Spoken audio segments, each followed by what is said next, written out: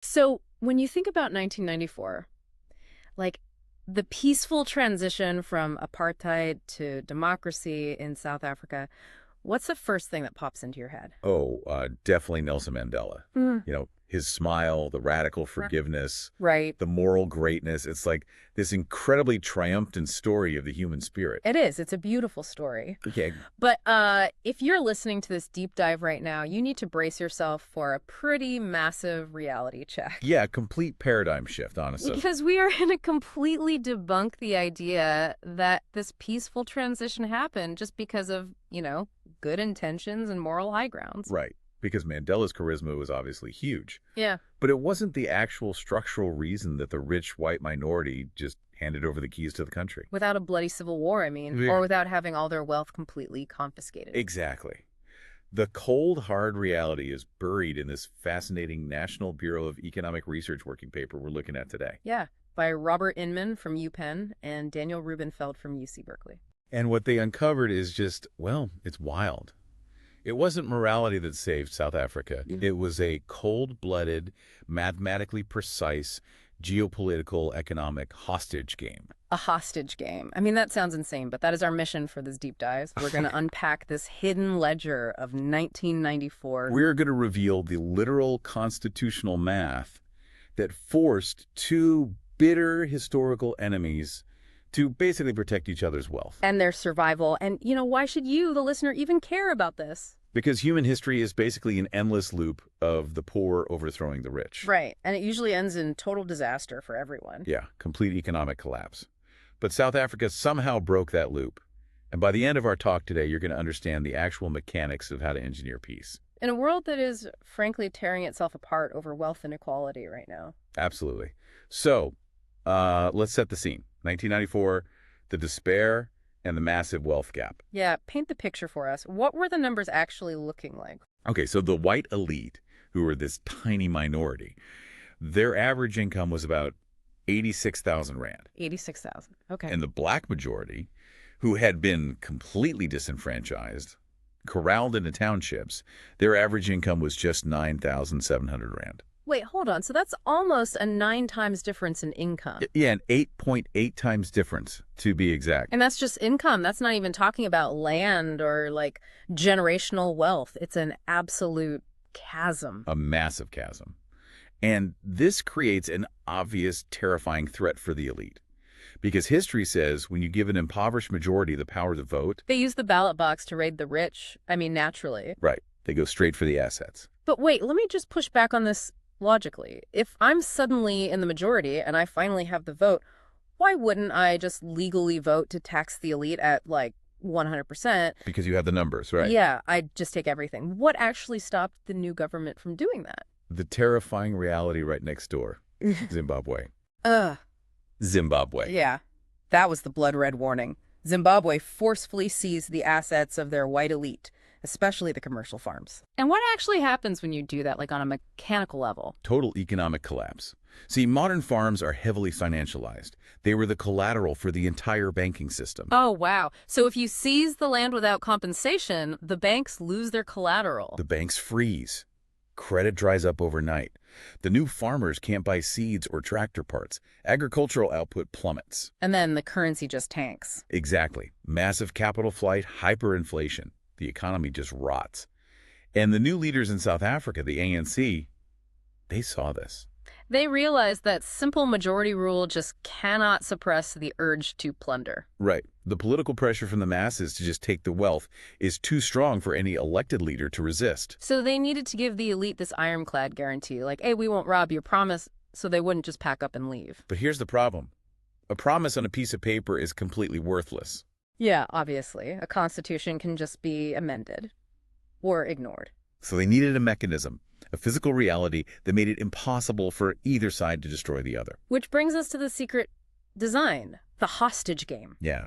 Enter the Financial and Fiscal Commission, the FFC. So this was an independent group of experts, right? Right. And after 4 years of just grueling negotiations, they hard-coded this mutual hostage game right into the 1996 Constitution. 4 years. Wow. So how did they actually do it? How do you hard code a hostage situation? They split the economic atom, They divided the powers. Okay, break that down for me.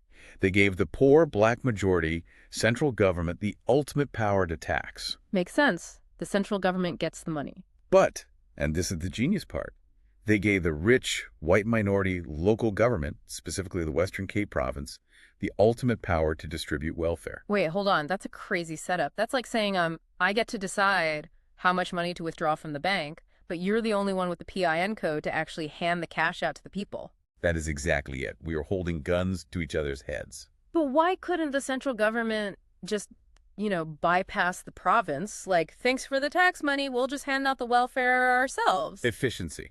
Yeah. Or rather, the lack of it. It was a productivity weapon. The productivity weapon. Okay, what does that mean in reality? Look at the civil service education gap.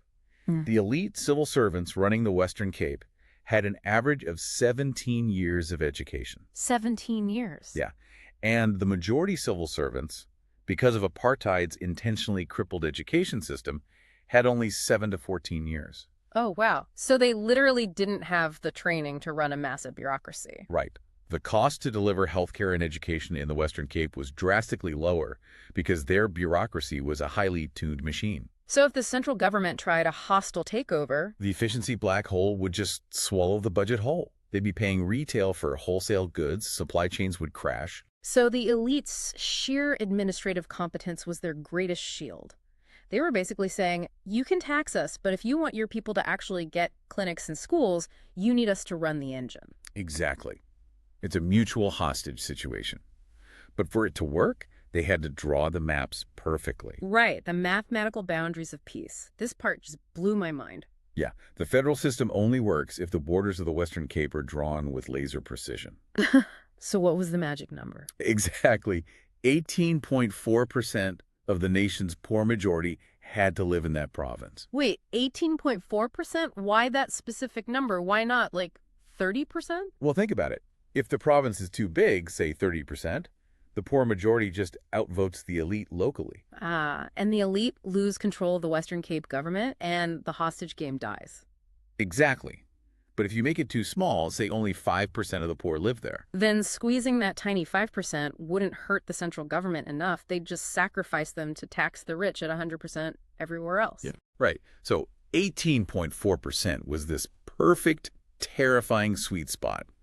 Enough poor people to make the central government sweat if their welfare was cut, but few enough that the elite could maintain political control locally. It's just crazy that they reverse engineered the geography of the country based on the math of mutual assured destruction. It really is.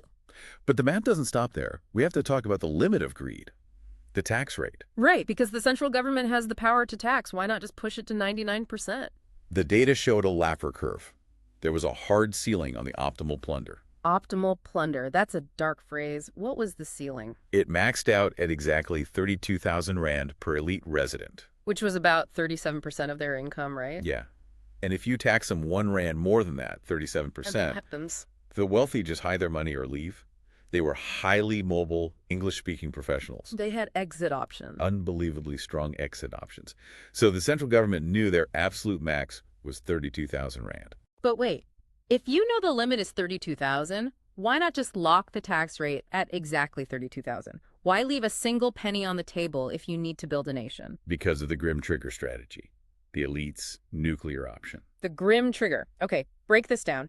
What happens if the central government gets greedy and demands that max tax? The elite in the Western Cape had a legal mechanism to fire back. They would capture the unconditioned welfare funds. Capture the funds. So, take the money meant for the poor. Essentially, yes. Mm-hmm. The central government sends down basic grant money to the province.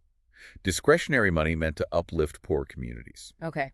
If pushed to the brink, the elite would redirect up to 85% of that discretionary money toward elite services. Wait, 85%? Like building better roads in rich neighborhoods instead of clinics in the townships. Exactly. State-of-the-art science labs for rich schools, ignoring the poor ones. Only 15% would actually reach the poor. So they would legally starve the 18.4% of the poor voters living in their territory. Yes. And the result? The poor in the Western Cape would riot. Which is a political nightmare for the central government. Their own voters burning tires in the streets. Right. Total social instability. So you have this terrifying standoff. So what actually happened? Did they pull the trigger? No. The threat worked. Total stability. To avoid the riots, the central government backed off. They compromise. Yes. They taxed the elite at 29,600 rand instead of 32,000. Ooh, so let me do the math. That's a difference of 2,400 rand. Which is roughly a 7.5% discount. A 7.5% discount. That is the literal price of peace. The researchers call it the peace premium, right? The peace premium. The rich paid it to stay alive and keep doing business, and the central government accepted less tax to avoid a civil war. It's an incredible balancing act. But, paper doesn't run a country. People do. And this brings us to the actual presidents who had to dance on the edge of this blade. Right. Starting with Mandela. The restraint he showed is just mind-blowing. It really is. Between 1995 and 2000, Mandela didn't maximize welfare spending at all. Wait, really? But his people were demanding massive redistribution. Right. But he only gave his own people 75% of the theoretical minimum they demanded. He deliberately shortchanged his own suffering voters. That sounds like political suicide. It was strategic genius. By under-delivering, he sent an incredibly costly signal to the white elite. We will not bleed you dry. Oh, wow. So he absorbed the anger of his own base to prove the new democracy was safe for the elite's capital. Exactly. That restraint is the true, unsung miracle of his presidency. He built the trust the system needed. But then he steps down, and Thabo Mbeki takes over. And the pressure from the masses is just boiling over at this point. Yeah, Mbeki had to walk a high-wire act. He started increasing what the researchers call the Welfare Quality Index, or Q. Okay, the Q index. Under Mandela, it was around 0.51, and Mbeki pushes it up to 0.74. So he's spending massively more on mandated welfare? Yes. But he brilliantly keeps it just barely inside the mathematical safe zone of the hostage game. So he's bending the system, squeezing the elite harder, but not breaking it. Right. He satisfies the base just enough without pushing the elite to trigger their nuclear option. But then comes Jacob Zuma in 2009. And Zuma changes the math completely. Driven by radical populism, he pushes the Q index to a historic max of 0.85. 0.85. So wait, let me think about the mechanics here.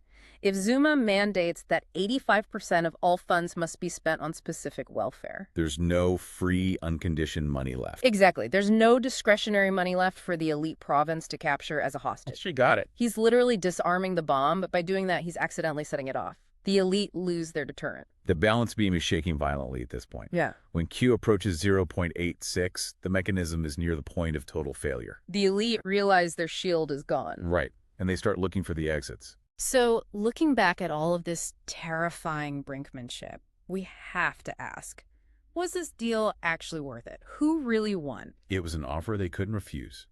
You have to look at the alternate reality. If apartheid had continued, What happened? international sanctions, civil war, labor strikes, the models show the economy would have shrunk by 0.8% every single year. A 0.8% contraction compounding annually.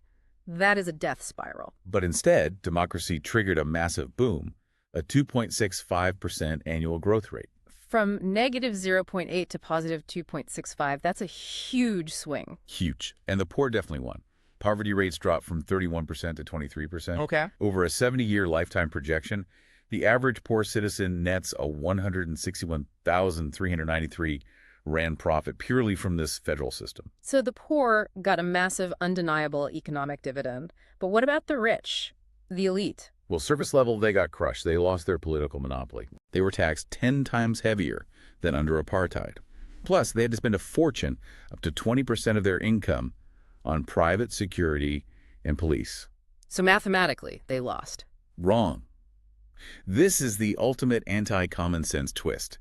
Even with the massive taxes and security costs, the sheer economic boom of re-entering the global market made them significantly richer. How much richer? The elite netted a mind-bending 19% to 28% internal rate of return. Wait, 19 to 28% ROI? That beats almost any stock market index. Exactly. The pie grew so fast that even their smaller slice was worth vastly more than a large slice of a rotting apartheid pie. So paying massive welfare taxes to their former enemies turned out to be the greatest financial investment they ever made. Purely rational, brilliant business. The math proves that staying and paying the peace premium was vastly superior to fleeing. That is just a slap in the face to how we usually think about historical justice. It was just good business. Yeah. But every game has a ticking clock. And the fatal flaw here is a behavioral concept called impatience. Impatience. Like the discount factor. Right. The entire game requires patient players.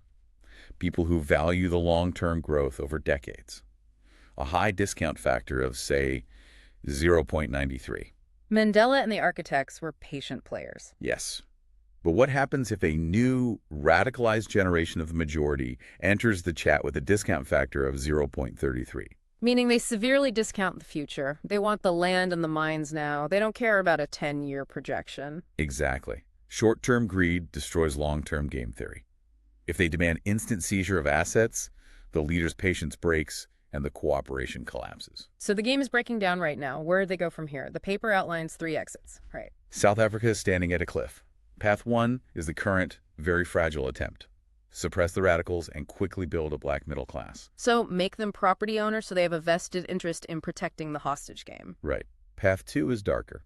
Flood the Western Cape with federal police. Wait, why police? Because the elite's grim trigger relies on causing a riot among the Tour to punish the central government. If you flood the province with police... You lower the cost of the riot. You can just crush the protests. Exactly. The threat is neutralized, the hostage math changes, and the central government can just tax at 100%. Wow. And the third path? Tear up the Constitution. Abandon the federal hostage game completely. Go back to a single-party unitary state. Which means we're right back to the Zimbabwe death spiral. Plunder and collapse. Precisely. And that's the ultimate lesson of this entire deep dive on constitutions. A constitution is just paper. Human rights aren't protected by good intentions. Right. They are protected by a self-executing lieu of mutual greed and fear. Peace only lasts when breaking the rules costs you more money than following them. That is the brutal, beautiful reality of the math. It's staggering. It completely changes how you look at political transitions. Completely. And, it brings up a really provocative thought for today. Because right now, the entire world is facing extreme wealth inequality again. Oh, absolutely. We have a tiny fraction of billionaires on one side hoarding just incomprehensible wealth and a furious, radicalized working class on the other. The historical loop is spinning up again. So the question for you, the listener, to mull over today is this. In our modern era of extreme polarization, can we engineer a new economic hostage game? Right. What does the 21st century version of the Western Cape look like? Exactly. Are we smart enough to build a new mathematical formula for peace? Or are we just waiting, impatient and blind, to repeat the bloody tragedies of yesterday? It's all about the math. It really is. Maybe that cold, calculating math is the only thing that can actually save us.